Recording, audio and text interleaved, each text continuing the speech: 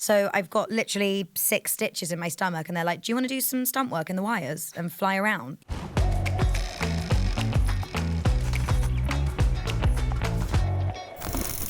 Ella Pennell.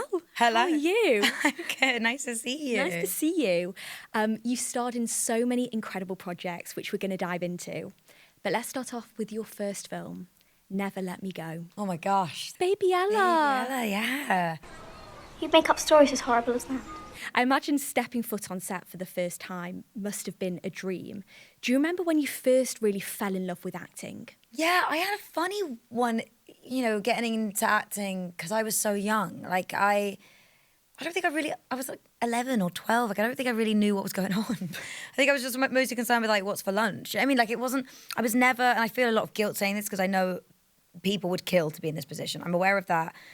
But I was never one of those people that was dying to be an actor and always thought of myself as being, I thought of myself as an actor, to be honest with you. It's really hard to even admit that out loud. I loved singing and dancing. I was such a musical theatre kid. Still am. I'm a musicals gal. I still sound a musical theatre show. Anyway, so I think I just kind of was happy to be there and really nervous to be around Keira Knightley because I loved Pirates of the Caribbean and I didn't actually think that there could be any longevity to it. And so it really wasn't until I was a lot older, actually, like 15, 16, that I actually thought, oh, wait, this isn't just like a hobby. This isn't just like a fun thing I do after school sometimes. This is a career and something that I could do for a long time. So I had to kind of come around full circle and fall back in love with it on my own terms in a way. Now I need to know what some of your favourite musicals are.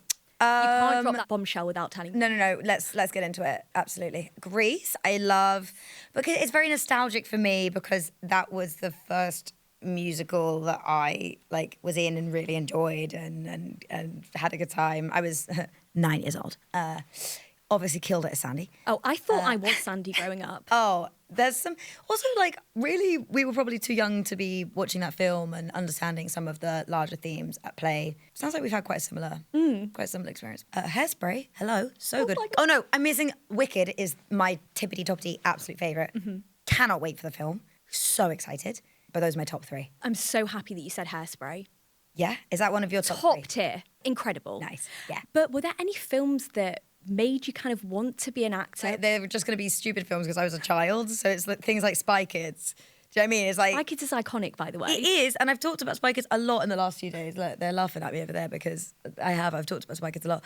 But no, when I was younger, it was like Harry Potter and Spy Kids, and I saw like other child actors and was like, wait, kids can act? Oh, I'll try that. You know? I mean, it's interesting you mentioned that you didn't necessarily know you wanted to be an actor. If you weren't acting, what other job do you think you'd be doing? Great question. I think about it a lot. It's like the whole what if thing. And I think I probably would, I'd be a writer or a teacher or maybe something to do with psychology. Those are my kind of top 3 passions. And I did do a lot of those things. When I was a teenager, I taught drama, I taught dance, I taught piano, I taught maths somehow. I'm terrible at maths, so I don't know how that happened. I've probably ruined some kid's life. Some kid out there is like, my maths tutor told me all the wrong equations. Their parents are like, thank you for that. Yeah. I'm the reason they didn't get into university, and I'm really, really sorry for that. But Never Let Me Go is such a heartbreaking film. Have you seen Andrew Carey and Keira since? Just to be like, hey, look at me now. I actually have. It's so lovely because I didn't think they'd remember me, and they all did, and they are 3 of the most gracious, sweet humans. I saw Carrie last week in Milan and went up and was like, I don't know if you remember me, and she remembered my name. She was so sweet. She asked me a lot of questions. They're just the nicest people. That's adorable. I know, I can't believe it. That makes my heart so warm. Good. It's not just Keira Knightley that you've played a younger version of. You've also played the younger version of Angelina, Queen of My Heart, Jolie. You're Maleficent. Are you just the coolest person alive? I need to come clean about something. So I'm not the girl that everyone thinks I am in Maleficent. I need to make... Now's the time to do it. Look, I never claimed I was. This is the internet, right? When you go on IMDb, it says Teen Maleficent, and I was Teen Maleficent. I'm in the film for about 2 seconds. I did a lot of stunt work and wire work as Teen Maleficent. There was a lot of flying, stuff, and I'd had a little bit of experience with it, and they wanted me to come on and do a couple weeks of filming. Also, I took this job 2 days after I got out of hospital with appendicitis. So I've got literally 6 stitches in my stomach, and they're like, do you want to do some stunt work in the wires and fly around like Maleficent? I was like, absolutely, yes, please. And just wrap myself up in a bandage, hoping that I wouldn't explode. So I'm in that film for about 2 seconds. But I am, in answer to your question, I am the coolest person ever, still. Yeah. I thought so. Yeah. But can I just say, those 2 seconds, highlight of the film. Highlight of the film, that's what I heard. Literally Academy Angelina, Award. who? Just kidding. I love you, Angelina, if you're listening to this. Well, well. But speaking of playing younger versions of actors, have you ever had that thing where you've been mistaken for other actresses before? Oh, that's a great question. I don't think anyone's asked me that before. I did actually have someone follow me to the bathroom, which was really quite creepy and scary. And I came out the bathroom and they looked at me and they went, are you Lily Collins? I was like, no, I'm not. And he went, okay. Wait, I hope that was a person's compliment. watching this now. Oh, I don't want to embarrass him. It's obviously a huge compliment, but yeah. You've obviously worked with some incredible actors. Who have you always really admired and thought, I want to work with you one day? Helena Bonham Carter is my number one Queen. Just adore her. I think she's incredible. Gosh, so many people. Margot Robbie, I'd love to work with. I know I already did, but I'd like to work with her again, please. I'm cheating. I've tricked you. I've taken a question and I've messed it up. Oh, Nicole Kidman, I love. I think she's amazing. God, there's so many people. Natalie Portman, and there's so many people. I'm gonna just like throw Keira and Carey in there again, even though I've already worked with them. I'd like to work with them again. Oh, one more, sorry. Elle Fanning. I love Elle Fanning. You're listing all my faves. Am I? You've got We have quite taste. similar taste, I think. We really do. If I've got taste, that means you've got taste. Thank you. What can I say? But what's the best piece of advice another actor has given you on set before? Oh, gosh, another great question. One actress who I don't really feel like I need to name, but we were having a great conversation. I was working too hard and maybe not taking the best care of myself, and probably throwing myself into work to avoid other things going on in my life. And she said to me, she's like, remember, you're not a product, you're a person. And that really, really stayed with me, because I think I'd been treating myself like a sort of workaholic machine product, or, some sort of commodity, instead of just like a human person. It seems really simple and really obvious when you're out of that situation looking back. But at the time, it was what I needed to hear. It's so simple, but true. Especially in an industry that's so concerned with branding, and especially when you get into the world of press and you're promoting a show, and you do, when you're working for like big companies, it is difficult to remember, like, I'm a person who's allowed to be like, guys, can I take a break? I need 5, all of that is just as important. I want each of you to go down this line and say one nice, true thing about every other girl on this team. Just a small show. Yellow blazers? Yellow blazers. Yellow coats. Of course, yellow jackets. I mean, what an incredible show to have been a part of. What did your character from Yellow Jackets mean to you? Oh, Jackie. Snacky. Jackie Snacky. Jackie Snacky, she's fondly remembered as.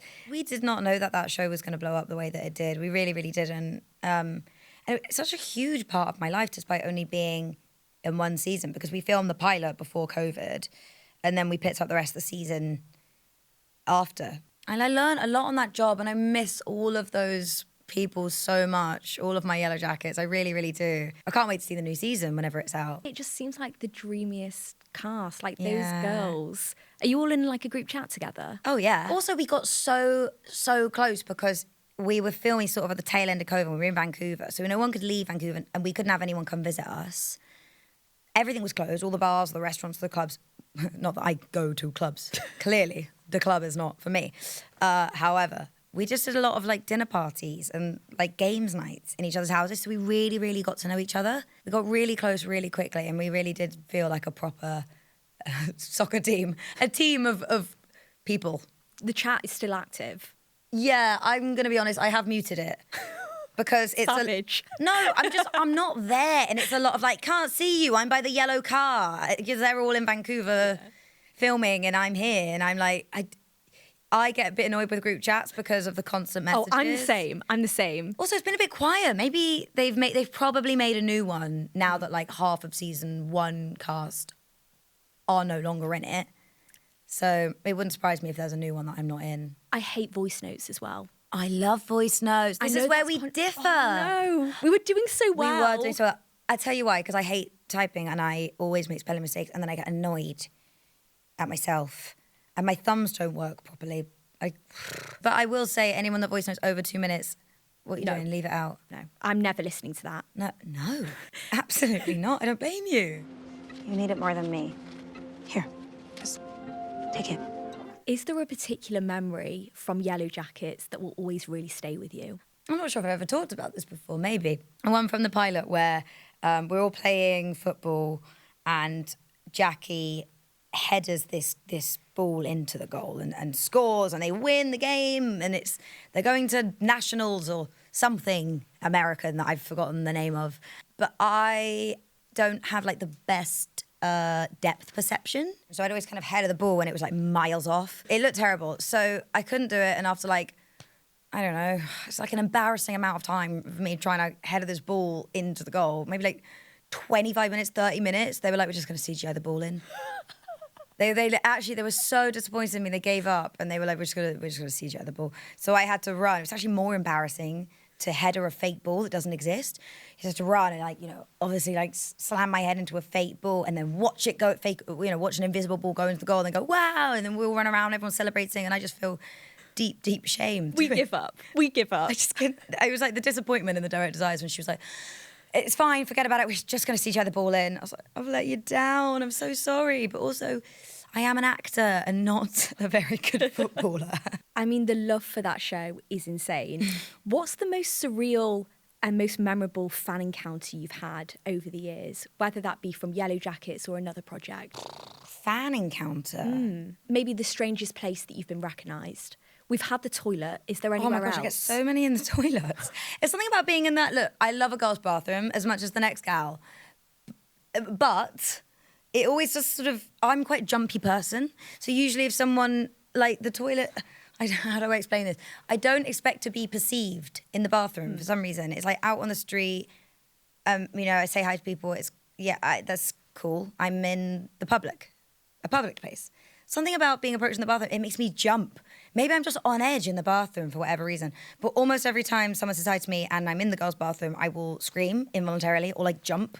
And then it shocks them and then it shocks me. And it's like a really nice bonding experience. And it contributes to how much I enjoy being in the girls' bathroom. Stop scaring Ella in the toilet, please. I also, like, I don't know, I don't get a ton of fan interactions. Especially here, I feel like people in the UK I get more in the States. People in the UK I feel like are too polite to say hi. But they'll wave, but they might not always come and say hi. That's sweet though. Watch it all burn. We've got to talk about Arcane, Jinx. That's my badass gal. We love Jinx. We love her. Fans are going crazy over Jinx, saying watch it all burn in the trailer. How much more chaos is Jinx bringing? I get so nervous when people ask me about Arcane season 2 because I made one comment once when I was like, oh guys, it's the season 2's great, and it blew up and went like really, really viral. And then the producer was like, Ella, stop spoiling season 2. And I was like, oh my God, I don't think I even said anything. So I'm really scared. I'm just literally, I can't help it. Human spoil machine. That's what I want on my Instagram bio. Season 2 is really good.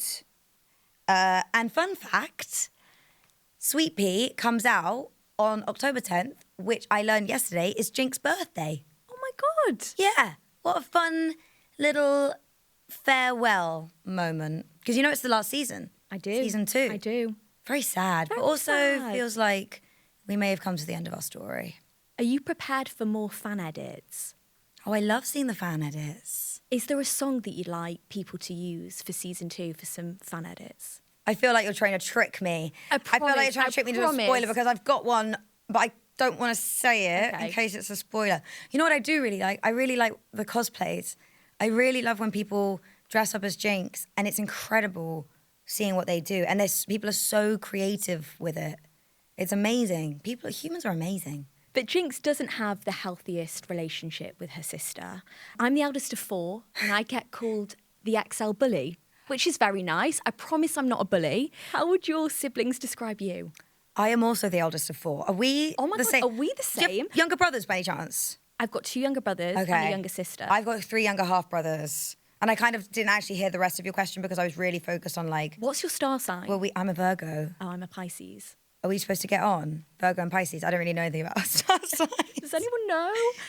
What would my siblings say about me? Yeah, how would they describe you? Well, number one, they're younger than me and they're boys and they're half Swedish. So they're all like 6'5" and I'm 5'3". So the first thing they would say about me is, oh, she's really short, which I'm not that short. This is the thing we fight about the most. You're not that short. I know. See, that was my sister voice. That was the voice that comes out. God, that was really funny. You just brought me back. That's the voice that comes out when my brothers bully me about my height. But my youngest one is 13 and he's just overtaken me. Like literally on Sunday, he overtook me. That's my last brother is now taller than me. They've done it. They've all done it. By God, they've grown up. Well, I'm glad that you don't get called a bully. An XL, I think they're all too a scared dog, of by me. the way. They're all too scared of me. That means you're not doing it right. You've got to bully them more. Okie dokie. I can't tell you how much I loved Fallout. I desperately need season 2. You're doing so much in that series, though. You're giving us everything. What's been the most challenging role of your career so far? This one, Sweet Pea, Rhiannon. Yeah, definitely. Fallout was at the time the most challenging thing I'd ever done.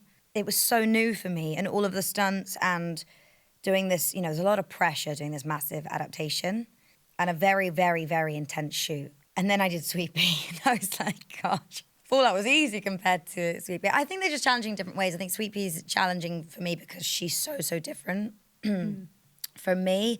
And it's it's a heavy subject matter. A lot of really heavy themes in the show. There's a lot of trauma to navigate. So it's quite emotionally taxing. Whereas I had a lot of fun playing Lucy because she's so positive and upbeat and sort of okie dokie all the time. Yeah, Rhiannon's the hardest so far.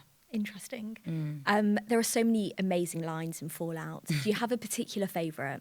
I mean, okie dokie is course. up there because that's something I've always said in my personal life anyway. And so it actually feels like a little bit of me, even though I didn't come up with it. Obviously, the writers came up with it, but it did feel like a little bit of like, I am Lucy, Lucy is me, we are one. She's got so many funny ones. She's walking around with like a decapitated head the entire time. And she's talking about how she needs to get the head back to save her dad, but with like no context. And she's talking to a floating robot who's trying to harvest her organs. It's very Fallout. It's a little bit of bonkers. It's insane. It's insane. But that's why we love it. That's why we like it. Can we please talk about Kyle MacLachlan? Oh, I love him. That man, I love him. he's king of the internet. He really is. He's baby girl. And I called him baby girl to his face. Did you meet Kyle? I love did. him. He absolutely loved it. Also, I love how much he loves Charlie XCX. Yeah, and Lord. Oh, I didn't know about Lord. Apparently, I think. He's a man with taste. Of course. Sometimes I make a list of people I'd love to kill.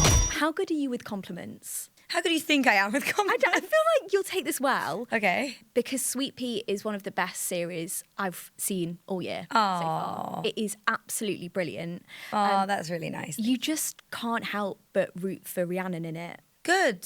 That's what we were going for. So I'm on that's- her side. Oh, brilliant. That's what we want. We wanted to make the audience feel conflicted, morally conflicted. We want them to relate to Rhiannon's, emotions, her experiences, but not necessarily her actions. Spoiler alert, she kills people, and that's not okay. Now I sound like an absolute insane person. No, you don't. Because, okay, let me add the context so you don't sound insane. Rhiannon spends her whole life being picked on and abandoned and bullied and overlooked, and people don't see her and they underestimate her. They literally sit on her and the bus and come up with condescending nicknames and underestimate her and don't text her back, and she's just had enough. She sort of gives me Joker vibes in that sense. Do you know what I mean? Interesting, yeah. It's sort of the origin story, isn't it? The soundtrack absolutely slaps. And Music's really good, it's isn't it? so good. And I'm really interested to know if you had a playlist for Rhiannon when you were getting into character. Yeah, I did. I make playlists for all my characters. I think I might put the playlist out for this one when the show comes out, maybe. Because I've been really into making playlists and putting them out recently. I had Creep by Radiohead, obviously. Lola Young, what is that song called? Don't Hate Me, maybe. How Do You Like Me Now? The Heavy? Is that right? This is the thing with Spotify. Okay, listen, I am very basic. All I listen to is Lady Gaga. You'd know this, but this is the thing with Spotify is that when songs come on, you're not checking the album, you're not putting on a vinyl and you know what the album's called, and you know what the band's called. Do you know what I mean? Like, you're not buying a CD, you're kind of putting things on shuffle. So you might hear a song come on in a shop and you know every single word and you say, I love that song. I wouldn't be able to tell you what it's called. How much did that music help you get into character and inform the character? I have certain songs that work really well for certain moods. So if I need to do a scene that I'm a bit scared of, I will listen to sort of like a hype playlist. If I need to get into like a sad mood and do a crying scene, I'll listen to my sad playlist.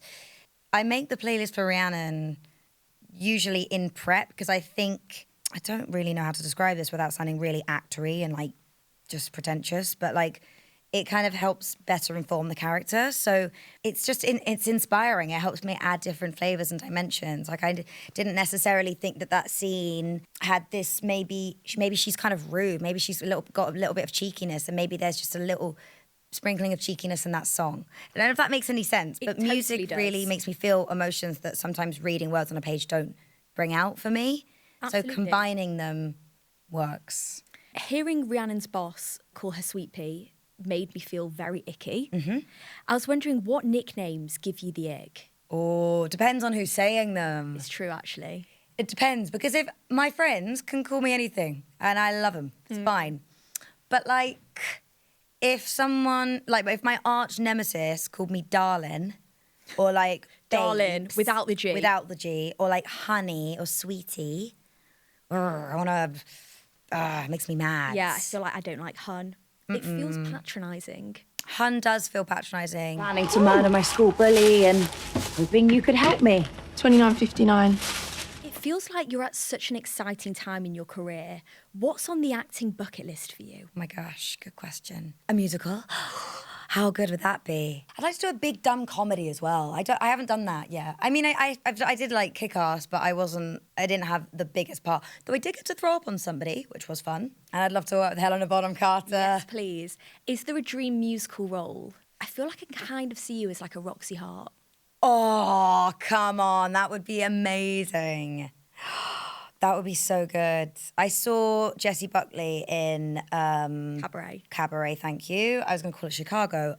Wrong. She was incredible. Insane. Brought me to tears. So good. Maybe This Time is actually my karaoke song. Is I know that's it? so rogue and I do destroy it every That's time. bold. You can sing. No. No, I promise no. you, give it a go. You can sing. I reckon you would kill that at I would be karaoke. I couldn't do it. We should go to karaoke yes, together. please, and we will sing maybe. I want to go to just a musical theatre karaoke theme tonight. God, that actually sounds like the worst thing ever. No, they have musical theatre club nights. Why didn't I know that information? It's my dream to go to one. I've not been yet. I would but love I to will go to one go as well. We will go. Yeah, with like a really good group. Yes, Ella, it's been such a Oh, pleasure chatting with you. Thank you you. so much, and huge congrats on Sweet Pea. It is fantastic. Thank you so much. It's so nice to talk to you.